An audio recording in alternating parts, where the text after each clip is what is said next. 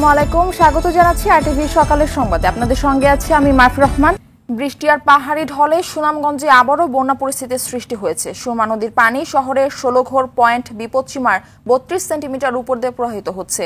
এতে নিম্নাঞ্চলে পানিতে প্লাবিত হয়ে পানিবন্দী আছে লাখো মানুষ। সুনামগঞ্জ ও ভারতের চেরাপুঞ্জিতে বৃষ্টির কারণে সুরমা ও জাদুকাটা নদীর পানি বিপদসীমার উপর দিয়ে প্রবাহিত হচ্ছে বলে জানায় সুনামগঞ্জ পানি উন্নয়ন বোর্ড। বৃষ্টি অব্যাহত থাকায় মৌলভীবাজারে নিম্নাঞ্চলে বন্যার পানি বাড়তে থাকায় হাকালুকি হাওর ও তীরবর্তী ৩ উপজেলায় বন্যা দীর্ঘস্থায়ী হওয়ার আশঙ্কা দেখা দিয়েছে।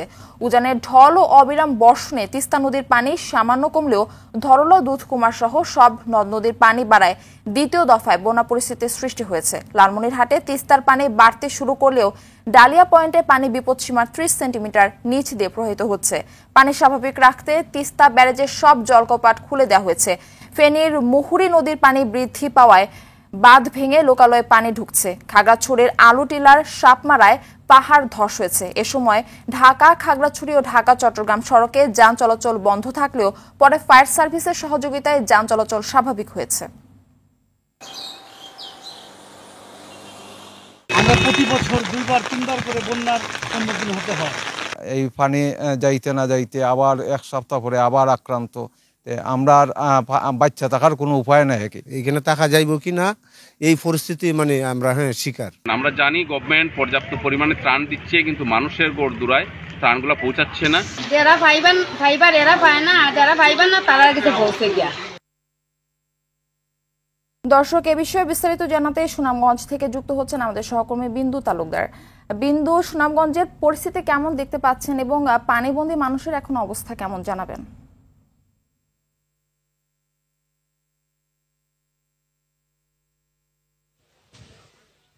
মারফি যেমনটা বলছিলেন যে সুনামগঞ্জে আসলে গত ২-৩ দিন যাবৎ সুরমা নদীর পানি বৃদ্ধি পাওয়ায় অনেক মানুষই পানিবন্দী হয়েছেন।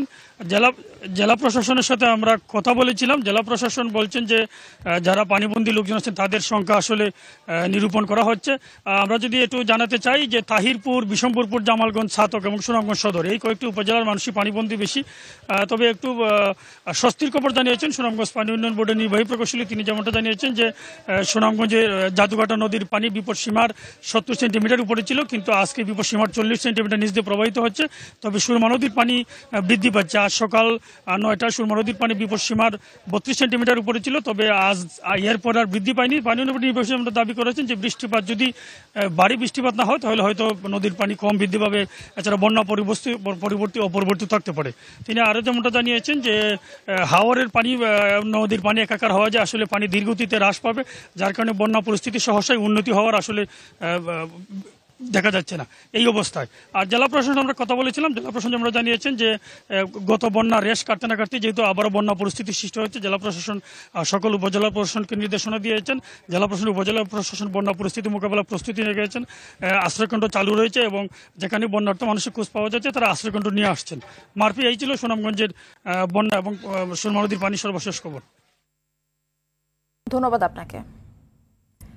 দেশের ২০ জেলায় ৬০ কিলোমিটার বেগে ঝড়ের আভাস দিয়েছে আবহাওয়া অধিদপ্তর। একই সঙ্গে এসব এলাকার নদী বন্দরগুলোকে ১ নম্বর সতর্ক সংকেত দেখাতে বলা হয়েছে। আবহাওয়ার বিশেষ পূর্বাভাসে সকাল ৯টা পর্যন্ত অভ্যন্তরীণ নদী বন্দরগুলোর জন্য এ তথ্য জানানো হয়েছে। পূর্বাভাসে উল্লেখিত ২০ জেলা রাজশাহী, দিনাজপুর, পাবনা, রংপুর, বগুড়া, টাঙ্গাইল, ময়মনসিংহ, যশোর, কুষ্টিয়া, ঢাকা, ফরিদপুর, মাদারীপুর, খুলনা, বরিশাল, পটুয়াখালী, নোয়াখালী, কুমিল্লা, চট্টগ্রাম, কক্সবাজার এবং সিলেট এবং দক্ষিণ বা দক্ষিণ পশ্চিম দিক থেকে ঘন্টায় ৪৫ থেকে ৬০ কিলোমিটার বেগে অস্থায়ীভাবে দমকা বা ঝোড়ো হাওয়া সহ বৃষ্টি বা বজ্রসহ বৃষ্টি হতে পারে।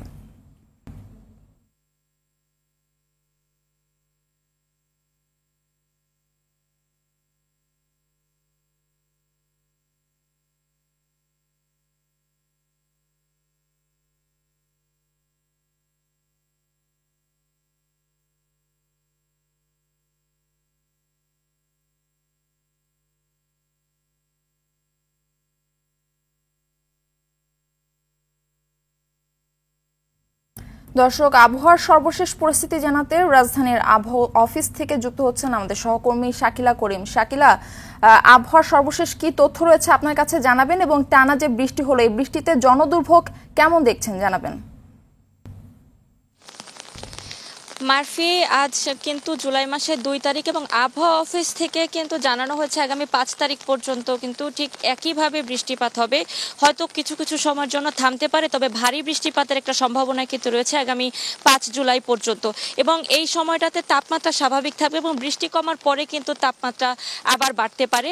এবং আপনাকে একটু জানিয়ে রাখি, গত 24 ঘন্টায় ঢাকায় কিন্তু 47 মিলিমিটার বৃষ্টিপাত হয়েছে এবং সবচেয়ে বেশি বৃষ্টিপাত হয়েছে কিন্তু ফেনীতে এবং সিলেটে এবং টেকনাফেও কিন্তু প্রচুর বৃষ্টিপাত হয়েছে। এবং এই বৃষ্টিপাতের কারণে কিন্তু বিভিন্ন এলাকায় যেসব দুর্ভোগ হয়েছে, নানা ধরনের দুর্ভোগ হচ্ছে এবং পাহাড়ি অঞ্চলে কিন্তু পাহাড় ধসের একটা সম্ভাবনা রয়েছে। এবং এই বিষয়টাকে কিন্তু মাথায় রেখে সতর্কতা অবলম্বন করে চলাচলের জন্য কিন্তু আবহাওয়া অফিস থেকে বলা হচ্ছে। এবং ঢাকা শহরে বৃষ্টিপাতে আসলে যে দুর্ভোগ হচ্ছে তা কিন্তু যেহেতু এইচএসসি পরীক্ষাও রয়েছে, সেই হিসেবে সকালের দিকে কিন্তু বেশ একটা ঝামেলায় পোহাতে হচ্ছে যারা পথচারী রয়েছেন এবং যারা পরীক্ষার্থী রয়েছেন তারাও। কারণ বৃষ্টিপাত সেই সঙ্গে পরীক্ষা দুই বিষয়টা মিলেই কিন্তু রাস্তায় বেশ বড় বড় যানজটের সৃষ্টি হচ্ছে এবং কোথাও কোথাও ইতিমধ্যে জলাবদ্ধতা সৃষ্টি হয়েছে। এবং এই যে আবহাওয়া, এই বৈরী আবহাওয়ার কারণে মৌসুমী বায়ু প্রভাবের কারণে কিন্তু সমুদ্র উত্তাল রয়েছে এবং এই কারণে সমুদ্র বন্দরগুলোতে কিন্তু 3 নম্বর সতর্ক সংকেত দেওয়া হয়েছে আবহাওয়া অফিস থেকে। এবং জানানো হয়েছে যে এই সময়টাতে সমুদ্র যেহেতু উত্তাল রয়েছে, সেহেতু মাছ ধরার ট্রলারগুলোকে কিন্তু উপকূলের কাছাকাছি থেকে সাবধানে কিন্তু চলাচল করতে বলা হয়েছে। এবং সমুদ্র বন্দরগুলোতে কিন্তু যে 3 নম্বর সতর্কতা সংকেত রয়েছে, আপনাকে যেমনটি জানিয়েছিলাম, এই সতর্কতা সংকেতে এই সময়টাতে কিন্তু যে ধরনের সাবধানতা অবলম্বন করা প্রয়োজন সেই সব সাবধানতা অবলম্বন করা হচ্ছে। এবং যেসব সদস্যরা রয়েছেন, ফায়ার সার্ভিস, রেড ক্রিসেন্ট, এরা কিন্তু সতর্ক রয়েছেন যদি কোনো ধরনের বৈরী আবহাওয়ার মুখোমুখি পড়তে হয়, সেই সময় তারা যেন সাথে সাথে সেই কার্যক্রম বা উদ্ধার কার্যক্রম চালাতে পারেন। এবং এই বৃষ্টিপাতের সময়টাতে কিন্তু আরেকটু বলা হয়েছে যে যারা কর্মমুখী মানুষ তারা যেন একটু হাতে সময় নিয়ে বাড়ি থেকে বা কাজের জায়গায় বের হওয়ার জন্য একটু আগে ভাগে যেন বের হয়, এমনটাই কিন্তু বলা হচ্ছে আবহাওয়া অফিস থেকে। তো মারফি, এই ছিল আমার কাছে আবহাওয়ার সর্বশেষ। শাকিল, আপনাকে ধন্যবাদ। উজান থেকে নেমে আসা পাহাড়ি ঢলে জামালপুরের বকশীগঞ্জের জিঞ্জিরাম নদীতে ভাঙন দেখা দিয়েছে। এতে বসত ভিটাসহ ফসলি জমি নদী গর্ভে বিলীন হচ্ছে। বারবার নদী ভাঙনের কবলে পড়ে নিঃস্ব হয়েছে এখানকার প্রায় অর্ধ শতাধিক পরিবার। অন্যদিকে ভাঙন রোধে দ্রুত ব্যবস্থা নেওয়ার আশ্বাস দিয়েছেন উপজেলা নির্বাহী কর্মকর্তা। জামালপুরের বকশীগঞ্জ উপজেলার সংবাদদাতা জিএম ফাতিউল হাফিজ বাবুর তথ্যছবিতে মৌসুমী রহমানের রিপোর্ট। ভাঙনে আধা পাকা মসজিদের একাংশ নদীগর্ভে, বাকি অংশে চলছে নামাজ আদায়। যে কোনো মুহূর্তেই পুরো মসজিদটি গিলে খাবে নদী। জিঞ্জিরাম নদীর এমন সর্বনাশা ভাঙন অব্যাহত রয়েছে জামালপুরের বকশীগঞ্জ উপজেলার কুতুবের চর ও বাঙালপাড়া গ্রামে। উজানের ঢলে পানি বাড়ায় তীব্র হয়েছে ভাঙনের গতি। এরই মধ্যে 2 গ্রামের 1.5 কিলোমিটার এলাকা জুড়ে চলমান ভাঙনে মসজিদ, ঘরবাড়ি, দোকানপাট ও ফসলি জমি বিলীন হয়েছে। ক্ষতিগ্রস্তদের অভিযোগ, ভাঙন রোধে কার্যকর উদ্যোগ নেই সরকারের। কুতুবের চর গ্রামের সরকারি প্রাথমিক বিদ্যালয়টি নদী ভাঙনের ঝুঁকিপূর্ণের মধ্যে আছে।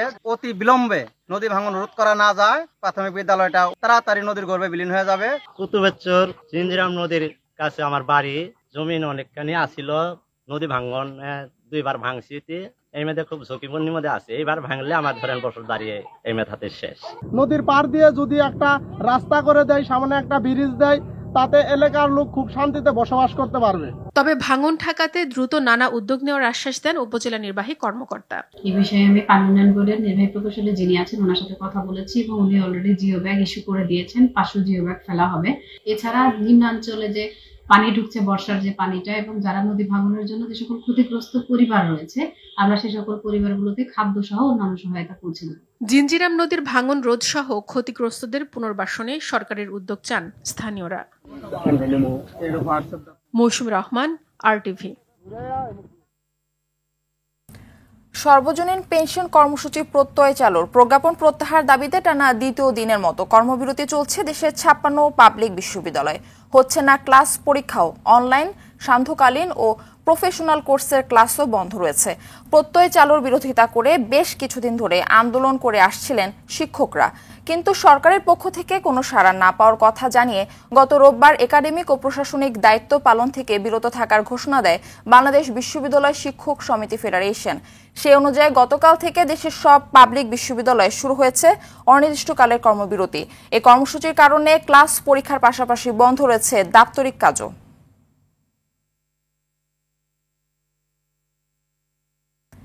দর্শক, এই মুহূর্তে ঢাকা বিশ্ববিদ্যালয়ে আছেন সহকর্মী খান আলামিন। তিনি আমাদের সঙ্গে সরাসরি যুক্ত হচ্ছেন। আলামিন, শিক্ষকদের কর্মবিরতিতে বিশ্ববিদ্যালয়ে কি ধরনের পরিস্থিতি তৈরি হয়েছে এবং সে বিষয়ে বিস্তারিত জানাবেন। কর্মবিরতির টানা দ্বিতীয় দিন চলছে। গতকালকে যে খবরটি আমরা জেনেছিলাম যে বিশ্ববিদ্যালয়ের যে কেন্দ্রীয় লাইব্রেরি রয়েছে, লাইব্রেরি না খোলার কারণে বিশ্ববিদ্যালয়ের যারা শিক্ষার্থী যারা নিয়মিত লাইব্রেরিতে পড়াশোনা করতে আসেন তারা এখানে ইট পাটকেল ছুঁড়েছিলেন লাইব্রেরির দিকে লক্ষ্য করে, কারণ বিশ্ববিদ্যালয়ের লাইব্রেরি তখনও খোলা হয়নি। কিন্তু বিশ্ববিদ্যালয়ের কেন্দ্রীয় কর্মসূচির অংশ হিসেবে লাইব্রেরি থেকে শুরু করে সবকিছুই কিন্তু বন্ধ ছিল এবং সেই ধারাবাহিকতায় আজকেও বন্ধ আছে। আমরা এখন কেন্দ্রীয় লাইব্রেরির সামনে আছি। বিশ্ববিদ্যালয়ের কেন্দ্রীয় লাইব্রেরিতে যারা কর্মরত রয়েছেন বিশ্ববিদ্যালয়ের কর্মকর্তা এবং কর্মচারী তারা কেন্দ্রীয় লাইব্রেরির সামনে এসে অবস্থান নিয়েছেন। লাইব্রেরি খোলেননি এবং খুলবেন না যতক্ষণ পর্যন্ত সরকার তাদের যে দাবি অর্থাৎ প্রত্যয় যে স্কিম রয়েছে সেই স্কিমটি বাতিল না করে ততক্ষণ পর্যন্ত খুলবেন না, ততক্ষণ পর্যন্ত কর্মবিরতি পালন করবেন, ততক্ষণ পর্যন্ত তারা এভাবেই অবস্থান কর্মসূচি চালিয়ে যাবেন।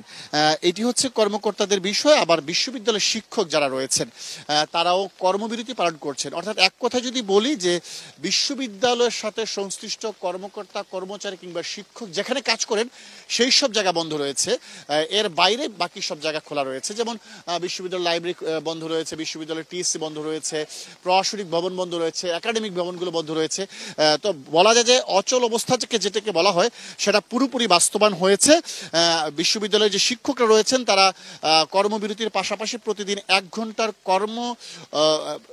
অবস্থান কর্মসূচি পালন করে যাচ্ছেন। গতকালকে বেলা 12টা থেকে 1টা পর্যন্ত সেই কর্মসূচি পালন করেছেন ঢাকা বিশ্ববিদ্যালয়ের যে কলা ভবন রয়েছে তার প্রধান ফটকের কাছে। আজকেও একই সময়ে তারা কর্মসূচি পালন করবেন। শুধু তারা নন, তাদের সাথে বাংলাদেশের 35টি বিশ্ববিদ্যালয় রয়েছে যেগুলো পাবলিক বিশ্ববিদ্যালয় হিসেবে খ্যাত। সেই 35টি বিশ্ববিদ্যালয়ের শিক্ষকরাই এবং কর্মকর্তা কর্মচারীরা এই কর্মবিরতির সাথে একাত্মতা পোষণ করেছেন, কর্মবিরতি পালন করে যাচ্ছেন এবং একই সঙ্গে শিক্ষকরা সারা বাংলাদেশের সবগুলো পাবলিক বিশ্ববিদ্যালয়ে বেলা 12টা থেকে 1টা পর্যন্ত তারা অবস্থান কর্মসূচি পালন করে যাচ্ছেন।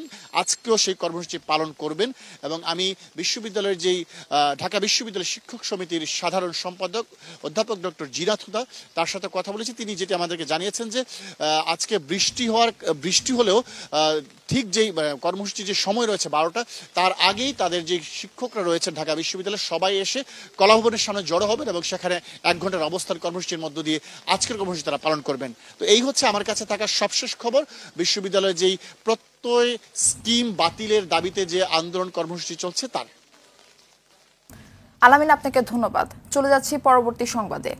ঢাকা, নরসিংদী, বরিশালের পর এবার গাজীপুরে খোঁজ মিলেছে ছাগলকাণ্ডে আলোচিত মতিউরের প্রথম স্ত্রী লায়লা কানিজ লাকির অঢেল সম্পদের। গাজীপুরের পুবাইলে বিলাসবহুল আপন ভুবন রিসোর্ট ও পিকনিক স্পট গড়ে তুলতে স্থানীয়দের জায়গা দখলের অভিযোগ তার বিরুদ্ধে। প্রথমে জমি ভাড়া নিয়ে পরে প্রভাব খাটিয়ে জমি দখল ও মিথ্যা মামলা দিয়ে নিরীহ মানুষকে হয়রানির অভিযোগও রয়েছে। গাজীপুরের স্টাফ রিপোর্টার আজহারুল হকের সহায়তায় বিলাল হোসেনের রিপোর্ট। গাজীপুরের প্রুবাইলে প্রায় 60 বিঘা জমির উপর আপন ভুবন পিকনিক অ্যান্ড শুটিং স্পট, ঝুপড়ি বাঁশের ঘর থেকে আধুনিক কনফারেন্স হল, আম বাগান থেকে সুবিশাল ডাইনিং স্পেস, খেলার মাঠ সহ একান্ত সময় কাটানোর ব্যবস্থা সবই মিলে এখানে। বিলাসবহুল এই পার্ক গড়ে তুলেছেন মতিউর রহমানের প্রথম স্ত্রী লায়লা কানিজ লাকি। অভিযোগ রয়েছে পরিবারের সদস্যদের নামে 35 বিঘা জমি কিনলেও বাকি 25 বিঘা দখল করে নেন লাকি মতিউর দম্পতি।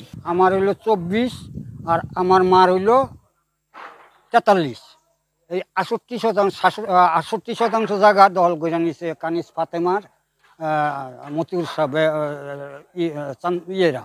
এদের মাধ্যমে লোকজনেরা দখল করে রাখছে। অভিযোগ আছে সাবেক কলেজ শিক্ষিকা লাকির স্বামী প্রভাব খাটিয়ে প্রথমে জমি ভাড়া নিলেও পরে জাল দলিল করে তা দখল করে নিতেন। আমাদের 28% জমি আপন ভবনের মধ্যে আছে, তারা জোর দখল করে নিয়ে গেছে। আরো এমনি শুনি অনেক মানুষের জমি করে নিয়ে জবরদখল করে নিয়ে গেছে। আপন ভবন শুটিং স্পটের এই বান্ধার কারণে আমাদের এখানে 300 পরিবার পানিবন্দী হয়ে রয়েছে। তবে প্রোবাইলের আপন ভুবনের নামে জমি দখলের অভিযোগ অস্বীকার করে রিসোর্ট কর্তৃপক্ষ।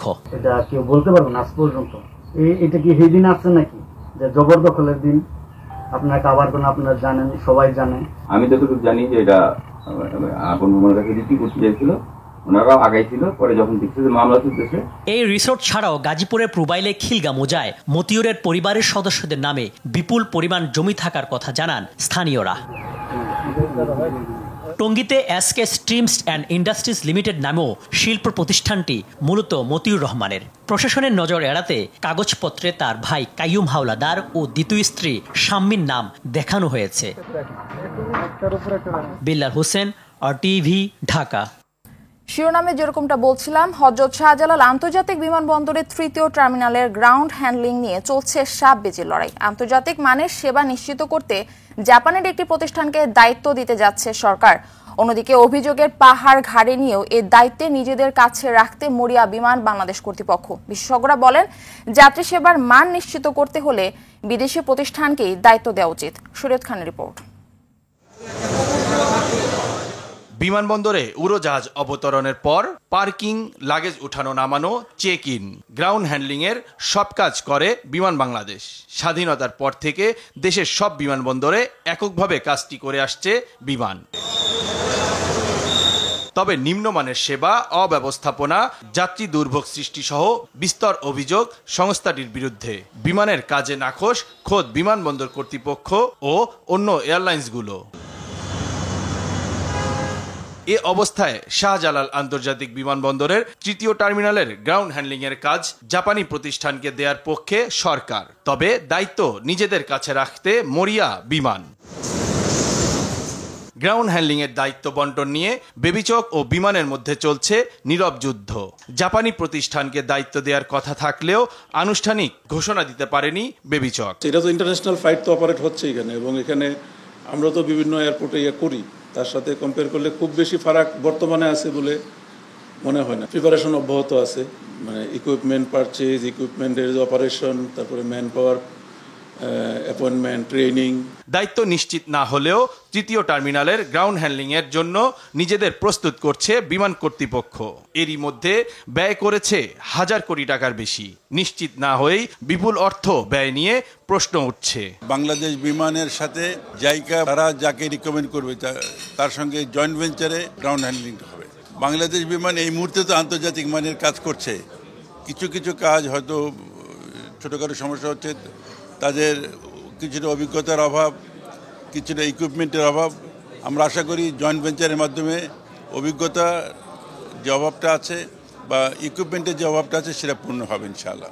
বিশেষজ্ঞরা বলেন, যারা বছরের পর বছর ব্যর্থতার পরিচয় দিয়েছে তাদের 3য় টার্মিনালের কাজ দেয়া ঠিক হবে না। টার্মিনাল ভবনের বাইরেও কিছু সেবা আছে, সেই সেবাগুলি হয়তো দেশের যে বিমান সংস্থা আছে দিয়ে আসছিলেন সেটা দেবেন। আর ভেতরটা যেহেতু সম্পূর্ণ প্রযুক্তি নির্ভর, এটাকে আমার মনে হয় ওই যে বিদেশিদেরকে সরকার যেইভাবে এঙ্গেজ করতে চাচ্ছেন PPP প্রকল্পের আওতায়, সেটা করলেই কিন্তু সবচেয়ে ভালো হবে। যারা ভালো সার্ভিস ট্র্যাক রেকর্ড আছে তাদেরকে দিয়ে তো এটা করানো উচিত, এবং যারা এটার জন্য ভালো টার্মস, ফাইন্যান্সিয়াল টার্মস দিতে হবে। ইমিডিয়েটলি একটা কমিটি করা উচিত, তার ভিত্তিতে, টেন্ডারের ভিত্তিতে যারা যোগ্যতর হবে, যাদের ফাইন্যান্সিয়াল প্রপোজাল ভালো হবে, যারা যোগ্যতর হবে, তাদেরকে দিয়েই এটা করানো উচিত হবে। বর্তমানে 2টি টার্মিনাল দিয়ে বছরে প্রায় 1 কোটি যাত্রী আসা যাওয়া করে। 3য় টার্মিনাল চালু হলে আরও 1,60,00,000 যাত্রী যুক্ত হবে। যে সংস্থা 1 কোটি যাত্রীদের সেবা নিশ্চিত করতে পারে না, তারা কি করে 2.5 কোটির চাপ সামলাবেন, সে প্রশ্ন ওঠা স্বাভাবিক। শরীয়ত খান, RTV, ঢাকা। মরণ ফাঁদে পরিণত হয়েছে বরগুনার আমতলী উপজেলার 7টি ঝুঁকিপূর্ণ সেতু। দীর্ঘদিন রক্ষণাবেক্ষণ না করায় জরাজীর্ণ অবস্থা এসব সেতুর। ঝুঁকি নিয়ে পারাপার হতে হয় স্থানীয় বাসিন্দাদের। এতে প্রায় সময় ঘটছে দুর্ঘটনা। বরগুনা থেকে মনির হোসেন কামালের তথ্যচিত্রে জানাচ্ছেন নাদিরা সুলতানা। সম্প্রতি বরগুনার আমতলী উপজেলার হলদিয়াহাট সেতু ভেঙে খালে পড়ে যায় যাত্রীবাহী একটি মাইক্রোবাস। মর্মান্তিক মৃত্যু হয় 9 যাত্রীর। ঝুঁকিপূর্ণ সেতুটি পার হতে গিয়ে দুর্ঘটনা ঘটে। এমনকি ঝুঁকিপূর্ণ অবস্থায় উপজেলার 7টি সেতুর। এসব সেতু দিয়ে নিয়মিত ঝুঁকি নিয়ে পারাপার হন স্থানীয়রা। যে কোনো সময় ঘটতে পারে বড় দুর্ঘটনা। এই গাড়িতে 17 জনের মতো লোক ছিল, 9 জন মারা গেছে। ঠিক আছে, ওই পেরে একটা সাইনবোর্ড ছিল ঝুঁকিপূর্ণ ব্রিজ। এলজিইডির অধীনে 2005-06 অর্থবছরে আমতলী উপজেলায় এসব সেতু নির্মিত হয়। 18 বছর না পেরোতে বেশিরভাগ সেতু এখন চলাচল অনুপযোগী। কোথাও কোথাও বাঁশ কাঠের জোড়াতালি দিয়ে চলছে পারাপার, আবার কোথাও অকেজো অবস্থায় পড়ে আছে সেতু। ব্রিজ হয়েছে 16 বছর, 11 বছর এইটা ঝুঁকিপূর্ণ। আমরা খাম্বা দিয়েছিলাম মাঝখানে, কিছু কুচক্রী মহল ওই খাম্বাটারে উঠাই ফেলা। একবার ভাঙছে, অটোওয়ালারা ঠিক করছে চান্দা দিয়া, আবার এই পেট দিয়ে ভাঙছে, আমরা ঠিক করছি। এলজিইডি কর্তৃপক্ষ বলছে সেতুতে অতি ভারী যানবাহন উঠায় দুর্ঘটনা ঘটছে। তবে ঝুঁকিপূর্ণ এসব সেতু মেরামতের আশ্বাস দিয়েছে জেলা প্রশাসন। আমরা চেষ্টা করব যাতে এই ব্রিজগুলো আইডেন্টিফাই করে প্রয়োজনীয় সংস্কার জন্য আমরা করতে পারি। এই হালকা যানবাহন চলতে পারতো, এটা তো হালকা যান না, এটা তো ভারী যান, এবং এই ধরনের এর চেয়েও ভারী ভারী গাড়ি এখান থেকে চলে। দুর্ঘটনা রোধে দ্রুত সময়ে বরগুনার ঝুঁকিপূর্ণ সেতুগুলোর সংস্কার দেখতে চান স্থানীয়রা। নাদিরা সুলতানা, RTV। 3 মাসেও দেশে ফিরেনি দুবাইয়ে নিহত টাঙ্গাইলের যুবক রাশিদুলের মরদেহ। ঈদুল ফিতরের দিন সড়ক দুর্ঘটনায় রাশিদুলের মৃত্যুর কথা জানিয়েছেন তার সহকর্মীরা। তবে পরিবারের অভিযোগ, দুর্ঘটনা নয়, হত্যা করা হয়ে থাকতে পারে তাদের সন্তানকে। আর এ কারণেই মরদেহ পাঠাতে গড়িমসি করছে বিদেশি কোম্পানি। এদিকে খোঁজ নেই সেই সহকর্মীদেরও। টাঙ্গাইল থেকে কামাল হোসেনের প্রতিবেদন, জানাচ্ছেন সাইয়েদ মাহমুদ।